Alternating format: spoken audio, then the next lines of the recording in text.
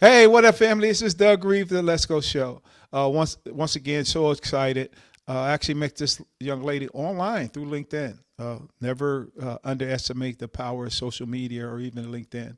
But it's Lakeydra, Lakeydra Houston. Yes. Oh, see, I'm going to jack it all up. She going to get off the podcast because I'm jacking up her name. But first of all, how you doing, young lady? Doing well. How are you doing? I'm good. So we got a lot to talk about, and we're just gonna jump right into it. Tell me a little bit about Lakeisha. Yeah, so I'm originally from Dallas, Texas. I went to the military straight out of my first year of college and then, served 20 years, just got out last year. And so now I'm just like, out here and experiencing life and getting into the community. So it's a little bit about me. Yeah, absolutely, and I definitely understand that. And then because now I think even in the mental health space, but now we're really talking about self empowerment. Yeah. Because we do so much in our communities, like we're servants. Like I Hmm. get that part, but now I think we're starting to get into self empowerment. So Yeah. tell me a little bit about the younger Lakeidra. Wow. So the younger one, so younger version, I was very athletic in the sports, just real goofy, just wanted to have fun, just wanted to live life. And then of course, we go through traumatic experiences, which I don't know if you want me to go into that now, Hey, but wait, hey, the yeah. floor is all yours. You got Yeah, just for you to so be comfortable. in church, I was raised by my grandparents, in church, always going to church and, grew up in the church. And, you know, I've dealt with trauma as a child, and not really recognizing the effect it had on me as a child. But I'll just go right into it. My first sexual assault happened at 6 years old, by a Mm. family member, and it started the grooming process, and then his brother decided to sexually assault me too, but it almost got to the point of rape. But thank God that somebody stopped that, or came into the room before it went to that point. So I dealt with that, and so it was the 6 years old, you don't know what's going on, but I still was a happy-go-lucky person. I just knew that I had a secret, I couldn't say anything. And this happened for about 5 years. It kept on happening on and off. So yeah, it was tough growing up like that. It's something. I mean, I guess it kind of leads to what I was just saying, the self empowerment. Because now I'm Hmm. thinking at 6 years old, I'm just thinking, the development of a Yeah. child. Um, Hmm. and you said something I think that was key because you said, I knew I just had a secret, Hmm. you know. Yeah. So you go through life, trying to be. I mean, we don't know the effects until afterwards. I think, as Hmm. we grow through life, but maintaining the secret, but yet you were still able to still function as a child, but as you grow, what even motivated you more? Not even a motivation, but what made you keep that secret? The fear of getting killed, the fear of, my family, you know, pushing me away or not believing me. Because when you're six, and you have somebody who has a big impact on a family, like these are cousins that came from, they had money, people knew them, they loved them. And so when you're told, like, don't say anything, you're going to get in trouble and you're going to get me in trouble and I'll kill you if you say anything, like, what do you do? So all you know is, I don't want to die. I want to be a kid. I want to live. And so that's where the grooming process came in of me, hey, don't say this and this could affect you, so what do? You don't want to get in trouble, so you just keep quiet and act like nothing happened. Yeah, and and I mean, I know that had to be tough, and thank you for Hmm. your transparency and actually being able to share that. So now Yeah. you keep this secret. You're young, and then, life continues. You're able Hmm. to keep going. What are Yeah. some other things you did on top of course, keeping this secret? So, on top of that, I was acting out. Honestly, I started acting out. And because I kept on holding on to this and I started realizing that this wasn't right. You know, um, so the biggest thing, this is a crazy part how everything was revealed to me, is I was watching Oprah with my grandmother. And we look, and this young lady saying, hey, I was sexually assaulted by my cousin, by my relative. And, you know, I had to say something, and the cops came and got him and all this other thing. So I'm thinking in the back of my head, okay, that the cops are going to come and get him as soon as I tell her, and it won't happen no more. And so what I did was I went and told her, and I said, look, this is what happened to me. The same incident happened. And now I'm, what do I do? Is anything going to happen to him? Will this stop? And she just looked at me and she said, oh, I'm so sorry that happened to you. And then that was it. So Wow. it was no accountability. It was no nothing. It was just, I still had to be around this person in picnics. You go to picnic, you're like, okay, well, are they watching me? And, so it was that. And once I got the message that basically nobody was going to protect me, I said, forget it. I'm just going to do me. And that's when I started skipping school and doing things, you know. Yeah. So, and sports was my go-to. I didn't have to be at home and I could get away, but nobody helped me. Wow. I mean, I'm just thinking about that. But so it's kind of like a twofold because now I'm thinking one, the power, even as we talk about social media, but television. Mm-hmm. Here you are able to identify a situation. It's like, okay, well, maybe this is my opportunity. But then on the flip side, I'm thinking about the distrust, or not being able to communicate and get the results that you want to feel. Because now we're talking about how important it is in anything that we do to feel safe. Yeah. So there's no security, but now you're starting to act out in the sports where you go to, like, okay, you say sports, what sport did you play? So I was into volleyball, and a lot of people were. And my family was like more like basketball, but I did both. But I focused more on volleyball. It gave me like an outlet to hit the ball, and I would imagine people's face I was mad at. So it was just like that energy just to knock that ball down, and it was my out. It was a way for me to just decompress and love the sport and play for a while. So that was it. Wow. I mean, see, doing these podcasts, I get amazed. Um, Mm-hmm. and even if I'll go back to volleyball, like, I love volleyball, elementary Mm-hmm. school, middle school, you know. But when I get to high school, there's no volleyball. They had volleyball for the girls, but none for the guys. And I was like, all right, and I play basketball going back. But I really loved the game of volleyball. And, once Yeah. that happened, I stopped playing. But I mean, you just made a comment that I think is very powerful uh, in your outlet, in your healing. Mm-hmm. That you imagine that ball being people's faces, and you got an opportunity, you know, Mm-hmm. to pound on their face, so to speak. But Yeah. yet, because I got a friend of mine, actually, the former NBA player, Jermaine Mm-hmm. Jones. He talked about those times that people didn't show up for his games, family didn't show up Mm-hmm. for his games. But yet he used that energy, that negativity, so to speak, that trauma to put it into the sport, Mm-hmm. and that gave you a sense of healing, a sense of satisfaction. Yeah. Did you take that even I'll say your high school career in volleyball, did you take that to another level? I did. I started in seventh grade, and so yeah, I took it to a different level. It was like my release, my anger. It was so I wanted to be good at the sport. It wasn't just to me just a sport to play. It was the passion, the release it gave me, and it kind of healed me. Mm-hmm. So to me, it was a.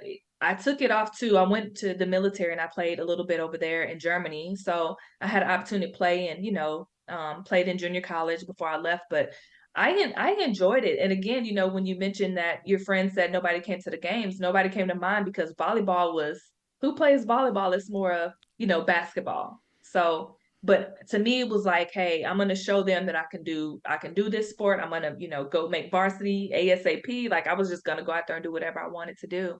So to me it was just proving people wrong that I could do it, regardless of how they felt.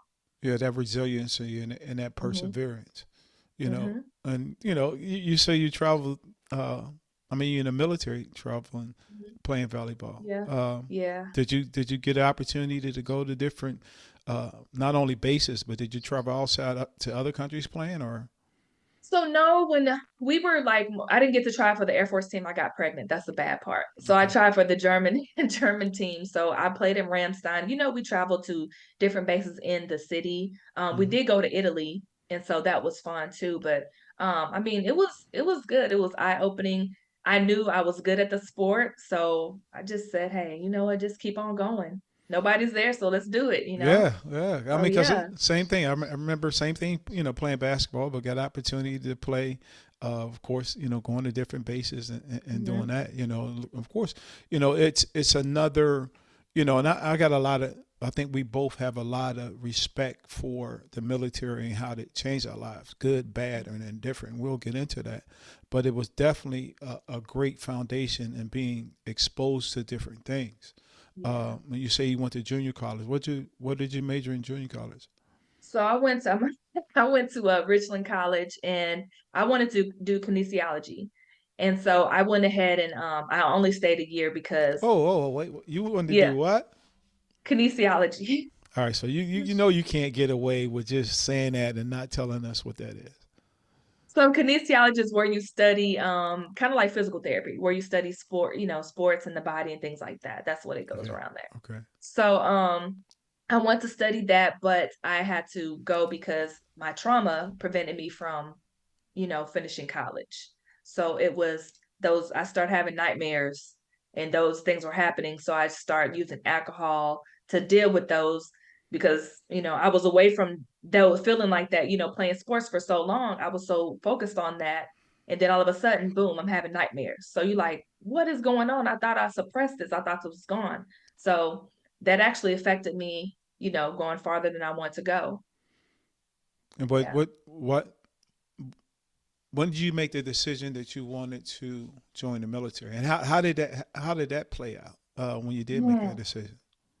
So I'm gonna be 100% transparent with you. Hmm. I made the decision when I saw my friends using drugs and my friends are overdosing and committing suicide. And this was weird, like, my first friend lost her life at 14 years old, committed suicide at 14. She was sexually assaulted by her father. So we were going through the same things, and that was the only person I could go to.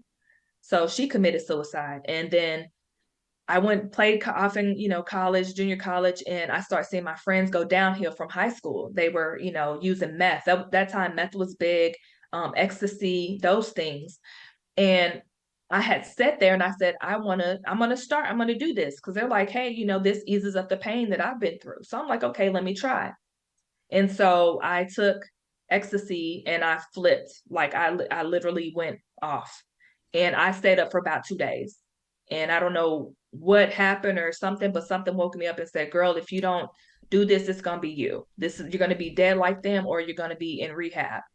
So my life changed right then. I was like, I have to do something. So the military was my way to get out of being around that environment. And I was thinking, it would help me heal, but sometimes you have to face those issues before you just run away from them, and I was used to running away from them. And so the military, it did save my life, I'll be honest. Yeah, So yeah. I mean, I think about that too.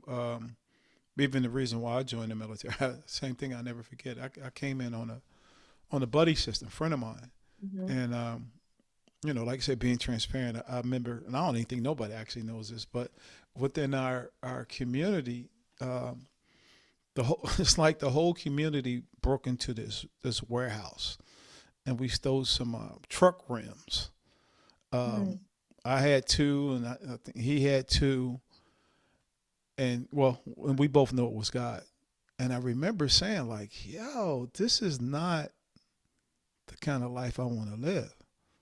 mhm. And of course, family members. I'm not sure if you have a lot of family members or cousins or whatever that went through the military, and you saw a certain level of success that they had. Mhm. Whether they was able to go in there. What I mean, just as something as getting a brand new car. You know what I mean? Yeah. Or the, Mhm. the the ability to travel to other places or country. And I was thinking like, yo, you know what? I gotta get away from this. I gotta get out of here. We went on the buddy system. He leaves before I do. But the unfortunate part was I went to Fort Jackson. He went to Fort Jackson. He left before I did, maybe 2 weeks. And then I see him in basic training. We passing in formation, how you march You kind of look, your eyes are supposed to be right, but eventually end up catching up to him. And he said, he going home. And I'm like, what do you mean you going home? Like, we in this together. But his vision was bad. And the military, um, whatever parameters they put on there, they couldn't keep, and Yeah. he ended up getting kicked out. But he passed away. Yeah. But through his military time, he ended up getting a military funeral. But I just think back of making that decision. Like you said, you heard that voice, but there was things that that you didn't want to do, and Right. that was the same. That was my same feeling. Like, nah, this is not. Well, first of all, I wasn't raised like this, so this is not conducive to the kind of lifestyle I want. The whole neighborhood broke into a building. Like, that's theft. We thought it was fun and games. We're young. Well, I ain't say young, still 17, 18 years old, but I knew that, look, this wasn't the life that I wanted to build. And then, of course, even within my community, there were a lot of drugs. People were selling drugs. And I knew I didn't want to go that route. Actually, I did that for in high school, middle school. Like, this was real. Nobody knew but the people that were close to me. But, as you go through life, you start thinking about it. And you're just like, yo, there's some things I don't want to do. So you start this career in the military. What job did they actually assign you to? So I thought I was going to be a physical therapist. They assigned me a cop. A cop. A cop. Oh my So my God. my recruiter was like, they give you this whole sales pitch, Mm-hmm. and you're like, oh man, I'm gonna travel, I'm gonna do this, and I was told like, hey, you're gonna go in and you're gonna be general, and general meant, he said general medical. So I'm thinking, okay, I go Okay. down there and I can pick a variety of medical. No, general was like anything under this one category, Mm-hmm. and all they needed at that time was cops. So I get a paper that said, "Hey, Lakeydra Houston, here's your it was strange back then. Lakeydra Strange, here's your paperwork. Go to the cop. I need you to go over there." And I was like, no, my recruiter." He was like, "Well, I'm not your recruiter. Go be a cop." I'm like, ah. And I hate it. I didn't want because I knew guns. I hated being around guns. Mm-hmm. Being from Dallas, the gun violence. My father was murdered, shot in Mm-hmm. the head. So I didn't want to deal with that. I was like, man, I'm going through all this. So I Wait, did not wait. want to touch guns. What? Wow. Okay. Let's go. Let's go back. And like you said, this is the first real conversation we have, Yeah. and there's so many things that we have in common. So let's go Hmm. back to your father. Your father was murdered. Yeah, my father was murdered. I was, I think, 3 years old when it happened, but Mm-hmm. I still have like visions of my father. It's Mm-hmm. weird how the mind works, but Mm-hmm. he got shot trying to protect his sister, and that Mm-hmm. was my dad. Everybody knew my dad as a protector, the fighter, and he was Mm-hmm. young. He was only 23, and Wow. so he got killed, and I mean, that was yeah, that was And it, that and and that carries a certain level of trauma on you for years. it does. And the Yeah. reason why I say that, and that's why I said I didn't know we had so many like stories. So my father was killed, shot in the head when I was 4 years old. Mm, Um, he was shot by his buddy March 17, 1967, because the buddy, they had an argument who was the oldest. My father was a burly guy, been known mm-hmm. to be like you said, a protector, or to hold Yep. his own. And the buddy pulls out the gun and shoots him in the head. And I think about a lot of years, and then we'll get into it as it's being revealed. But I carried that a lot of years. Mm-hmm. I carried the fact that some of my friends got fathers, or we used to talk about each other. Well, your mama this, your mama that, Yep. and if somebody said something about my father, I was always Mm-hmm. ready to fight. Yeah. It got to be known, like, yo, don't say nothing about Doug's dad, man. He go off. You know what I mean? Mm-hmm. Um, so I can only, I relate to that. I didn't Mm-hmm. know we would actually those things in common. So Yeah. you're dealing with that in the military. Even the fact that you say you hated guns. I remember my mother telling me she don't like guns, and the reason why she Mm-hmm. didn't like guns because my father was killed by a gun. And I Yeah. remember, and I'm getting deep now because now I remember going through basic training, and I wasn't the best shooter. Mm-hmm. In the back of my mind, honestly, I didn't even want to do it. I did it Right. because it was a requirement. You know what I mean? So my concentration and how to focus and all that. I'm thinking now I really wasn't. I wasn't there. Of Mm-hmm. course I made it through. Ended up being a drill sergeant teaching people how to shoot. That's another whole nother story. But wow, Yeah. so now you in this. Where'd you end up getting stationed at? So my first year, I ended up going to Oklahoma. I mean, not Oklahoma, Arizona. So I went to Mm-hmm. Tucson, Davis-Monthan. And then I went to Korea, so South Korea, which is interesting. And then I went to Germany and then Oklahoma. Okay. So, and then I became a recruiter after that. So yeah, Now, it was interesting. and how did you feel about experiencing, I'll say, the world, and then those different countries, Korea and Germany? Like you said, they were interesting. What are some of the Yeah. things that you want to highlight in regards to that, or whatever you want to highlight? You know what? We are so blessed as a country, and people don't realize that. Going over there, it opened my eyes to so much because I was ignorant to how the world, viewed us as Americans, but also how we viewed them. And so going over there, seeing the poverty in Korea, seeing them struggling, see the human trafficking, like it was horrible. And I had to be a cop to protect those women. So it was a lot. And I'm just like, man, like we don't understand how good we have it, but it also let me realize that um we have to take advantage of what we have. Meaning every day wake up, be grateful for everything. But it did open my eyes to so much. And also I received the hate for being over there too, because Mm-hmm. they're thinking that you're spoiled. Um, and they're thinking it's okay to say the N word. I had to get on Mm-hmm. them about that. Mm-hmm. And then they meet you and they're like, oh, you're not what we see on TV. You're not what, everybody says Black people are. So it was just interesting. And the friendships I made over there, it was good. It opened Yeah. my eyes to a lot. Yeah, that you bring up a very valid point. I know our country goes through a lot. Hmm. Of course, we already know, as far as us being a marginalized community, what we've been through. Um, so a couple of things just come to mind. People talk about, standing for the flag. Like, Hmm. even for me, I will always stand for the flag. Reason being because I appreciate, I saw some of the things that you experienced. Being in Hmm. another country, how we review, face the racism and all that. Being in the military as well, but also had soldiers that I know that died for this country. So Yeah. my viewpoint is a lot different. And then I even think about Brittany Griner when she Hmm. came back and she said, "Oh, I get it now. I'll stand for the flag. I support my country." Because when of course, what we deal with within our country, but when you able to go out to other countries and see how they live and see, I had a guy that was on a podcast that was from Iran. He talked about being part of the bombings and, everything that was going on over there. Now you get another level of respect for how great our country is, considering everything that the disparities and the racism and being marginalized and being Hmm. abused. Like, we get it, but Yep. there's a level that respect, and I think we both have for our country. Yeah. So you go to these different countries. Hmm. Tell us some more about your military experience. So, going through being stationed in my first base was Arizona.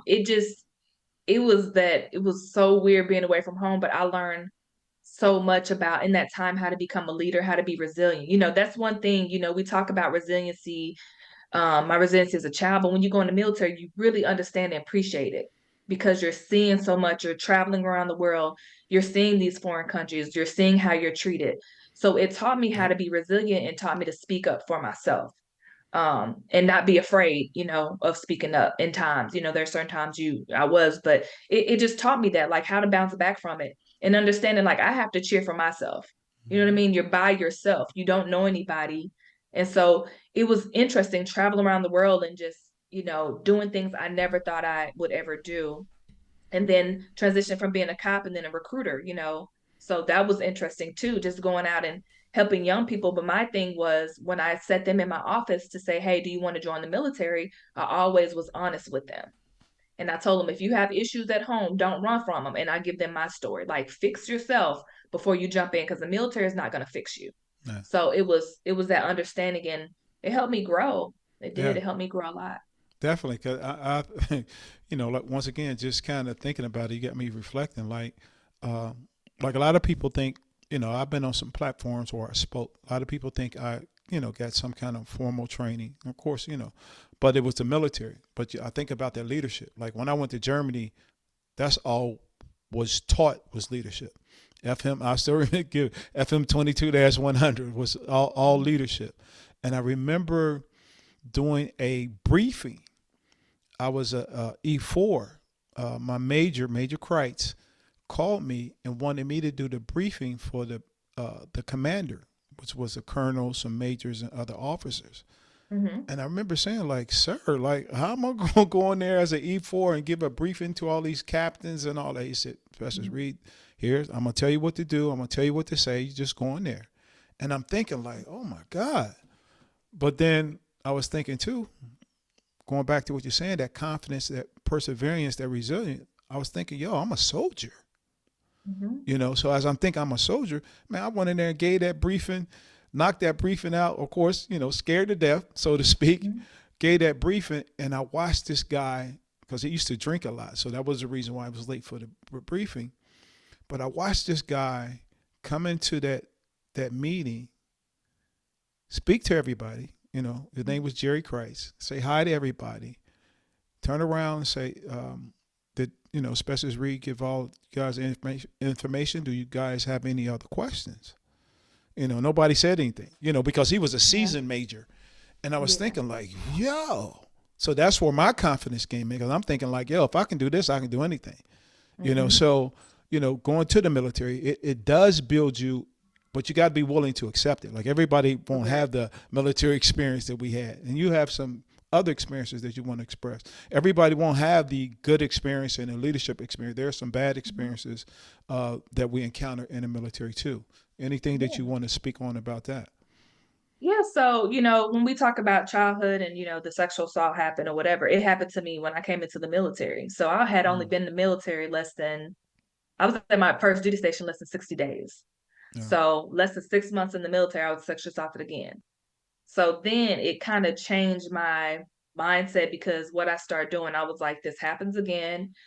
I don't know what to do with something I'm doing. It was something in me. And there was a young lady who came to me who was also sexually assaulted, and she said, don't say anything. And I'm like, why? This happened. And she was like, if you say something, you'll do what I'm doing. And we were both cops, but she was on the rod squad, where you just clean up, you pick up trash, the toilets, they take your gun away, and you just sit there all day. And you're basically the housekeeper. Well, So the person who was doing this is a powerful man. Everybody loved him, enjoyed him. So it was, if she says this is what got her in that position, I'm definitely not gonna say anything, because I have nothing to go back to. wow. So to me, it was again that shut up moment. And so I acted up. I stayed quiet at work, for the first about 6 months after it happened. I said, okay, well, we didn't talk about sexual assault, during that time. Everybody just did their own thing. But I just started going to the bottle. I started drinking. Mm, And so it was getting to the point I was drinking so much.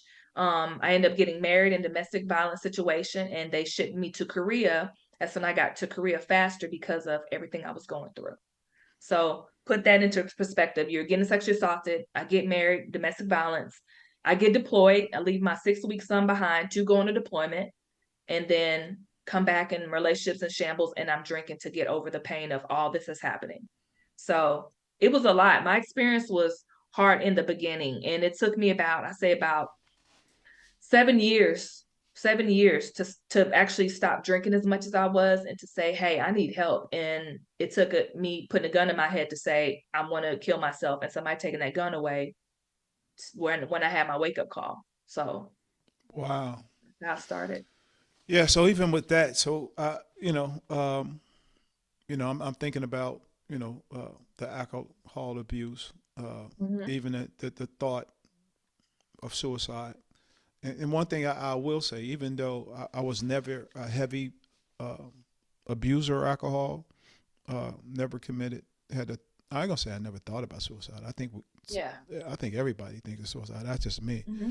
But one thing, I've talked to a lot of suicide survivors, and I think about the abuse, and they always say, I wanted the pain to go away. Mm-hmm. I want the pain to go away. And I don't know, and, people talk about, like, they know they have to leave their families, Mm-hmm. if this happens, or even the addiction or the abuse. Everybody just wants the pain to go away, whether it's temporarily or Mm-hmm. permanent. Just that pain to go away, because now we don't feel safe. Mm-hmm. Uh, we're not loving ourselves, because all these factors, we can take it from a spiritual, like the devil is working, the devil is Yeah. busy. All Yep. these factors are now, only thing we want to do is for the pain to go away. But then there's Mm-hmm. that moment when it's like, you know what? And you said you had it before. I'm not accepting this. Yeah. I'm not. No, we're not. I'm not accepting this. You know, Yeah. and God Yeah. reveals. You know. Mm-hmm. So It, at what it point was was that where that actually opened up for you? it happened. So when I put the gun to my head, my ex-husband jumped on me. He grabbed the gun. And I'm telling you, if he wouldn't have jumped a second, I would have been dead. 100% would have been dead. My hand was heavy on the trigger. And it was that point where I was like, okay, I have a son. Because again, when you talk about pain going away, you don't care about you don't, not saying you don't care about your children, but you don't care about anything else. But you just wanted to stop. You wanted to end. You dealing with it so much. And this is on a daily basis, every second, every minute.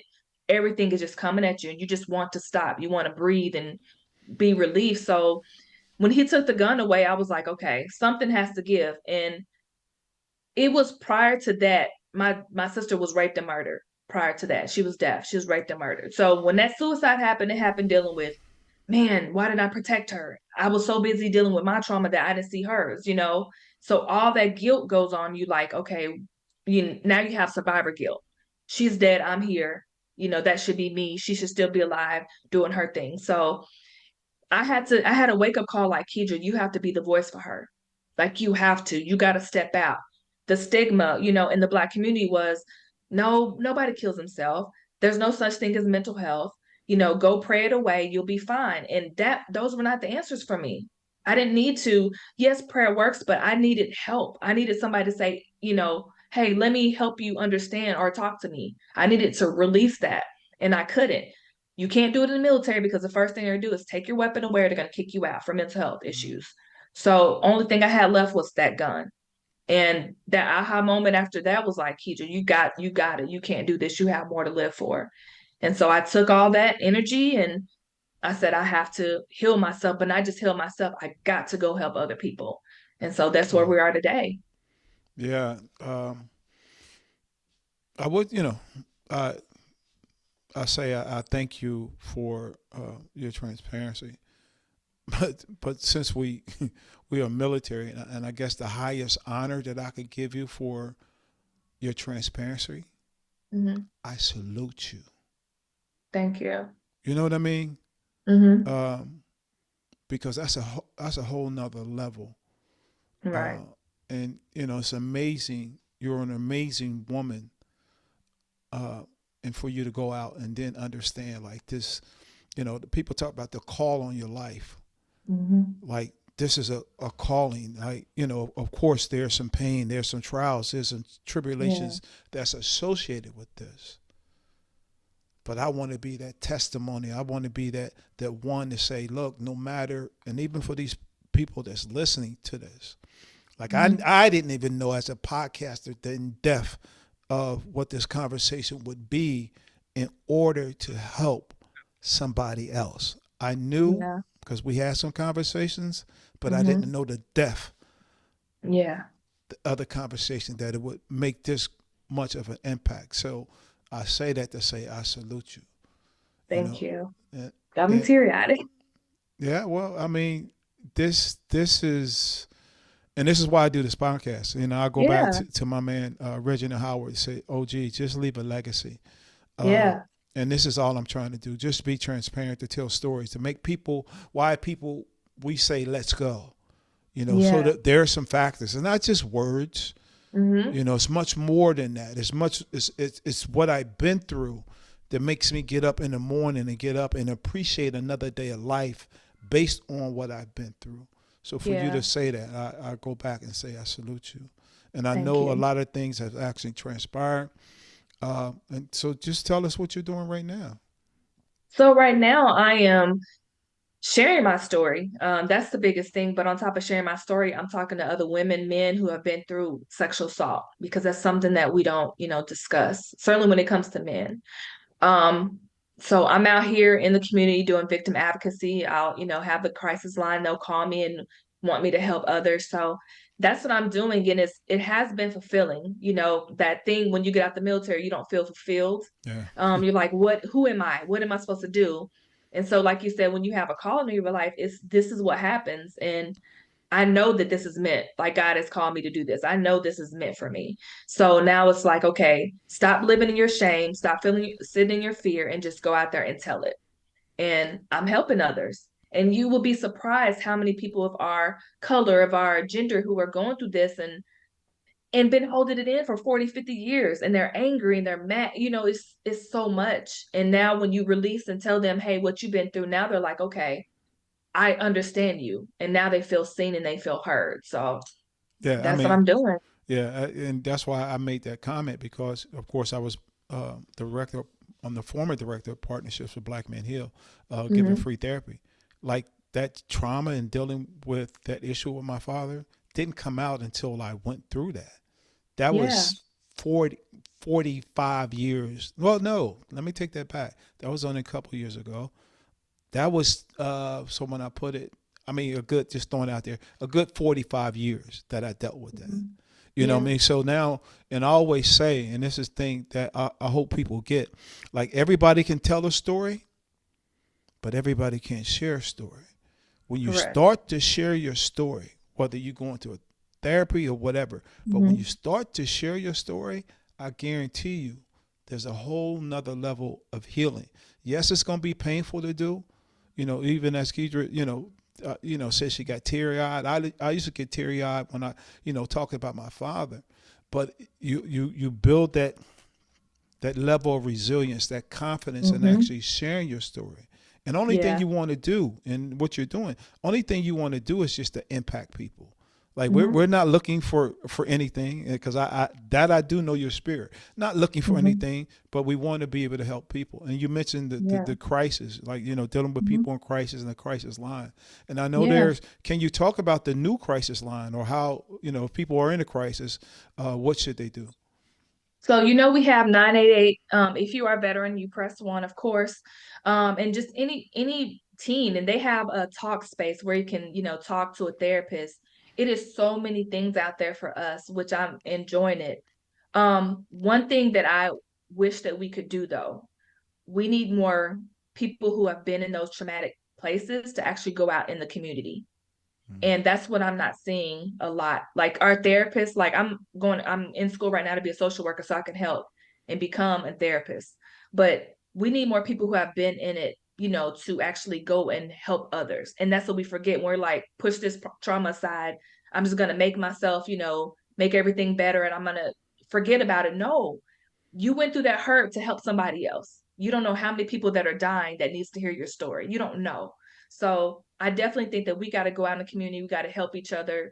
I saw how my trauma affected not just me, but my son, but my family to the point where he, is going through opioid addiction right now because of my trauma. So now it's so much that goes with it. So we got to do more. Go out there and grab these children, and we need more. Even with the military sexual assault program, they need more survivors in it, not just people who don't know any experience, have no experience in or know anything. Bring survivors in, let them speak to these leaders. So that's definitely what we need to do. Yeah, I really appreciate you actually sharing that, and especially around 988, which makes it real, uh, easier to remember dealing with Hmm. crisis. And of course, if you are a veteran, hitting one. But I think you said something too, and this is what I've learned in the space that I've been in, so to speak. It's about your lived experiences now. Hmm. It's about what you've been through. Like, I think the world has actually seen And I always revert back to the George Floyd incident. That I think that really, really, really changed our perspective, even for the black Yeah. community, because we witnessed that, and then of course we witnessed it and we felt it, and but on top of everything, started to realize our own stories and what we've been through. And it's like, and then you start to hear people talk more and more about their lived experience or share their story like you're doing now, and people start to identify. Now we're getting to a level where now we're talking about that. And going back to what you said, the social workers, the therapists, like even that I know from just being in this space, like there's a shortage of Yeah. therapists, black therapists, and social, and we need them. And then of course, Hmm. let's keep it a buck, and they need to get paid adequately for their Yeah. service. I Hmm. understand human services, and nobody wants to pay them like the teachers. Nobody paying them for the salary that they should get paid. So I definitely commend you not only for your journey, actually wanting, as far as your education, furthering your education, of course, sharing your story. What are the plans that you have for the future? What do you see? Well, I see myself just I mean, right now it's hard to say because so many things are going at me, but I want to continue speaking. I really see myself out there speaking more. And so that's why I'm pushing myself, to go out there and be transparent. So speaking more, doing hosting mental health, courses, classes, those things. So it's a lot. And now I'm on the journey, with helping with opioid addiction in the Black community now. So that's another thing I'm on. So it's a lot I'm going to do, but just take it day by day so I don't mess myself up. Wow, I am so proud of you, sis. I'm glad we had this conversation and being able to share your story, and I know it'll be so impactful as I say, as God continues to push you out there, as God Mhm. continues to be the light under your path. Really understand it, and that's how we even linked up. Something that you saw in me. As we say, Mhm. people see things in you that you don't see. I'm Yeah. glad you saw something and wanted to make that connection. And here we are doing a podcast together. But Mhm. the thing about it is, and I'll just put it out there, I know there's more work that we'll do together. Even for some of Yeah. the things that you've shared that you want to do, just your story. I know I'm gonna do my part as far as so many things that are coming to my mind Yeah. that I would like to connect with you. So, um, Yeah. anything that you want to tell people? I mean, one, how can they contact you, and then of course a final word. Yeah, so I have a website, KeyFit, so KeyFitLLC.com. You can definitely connect with me on there. And then my email is info@KeyFitLLC.com. So I'm also on LinkedIn, Lakeydra Houston. Find me there. But Mm-hmm. yeah, so I'm here. Just we have to be in the change, be the change of community. And that's all I want to do, be a change and be the voice for the voiceless. So Yeah, let's go out there and make this happen. yeah. I'm sorry, I got a call right in there. Um, but yeah, and like I said, I appreciate you so much, and we all, and definitely found her on LinkedIn as well. You developed that website, and we'll have that information. But just wanted to thank you for actually coming on. Uh, Thank you. and you know what I say? Let's go, baby. Yeah. Peace. I'm out.